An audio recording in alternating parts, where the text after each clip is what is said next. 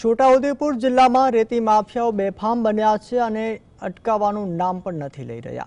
શંખેડા તાલુકાના દમોલી ગામ પાસે વહેતી ઓરંગસંગ નદીમાં ચાલી રહેલા ગેરકાયદેસર રેતી ખનન પર ગ્રામજનોએ જનતા રેડ કરી હતી। ગ્રામજનોના રોષને જોઈને રેતી માફિયાઓ મશીનરી લઈને ભાગી છૂટ્યા હતા।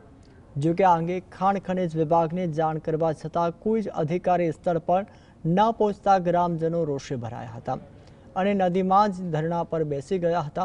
જ્યારે ગ્રામજનો 100 ટ્રેક્ટર નદીમાં ઉતરી અને ખનન કરશે તેવી ચીમકી પણ ઉચ્ચારી હતી।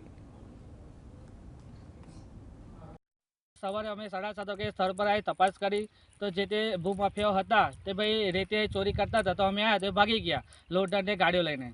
તો અમે બધા ભાઈઓ ભેગા થયા અને સાહેબને રજૂઆત કરી ગઈ।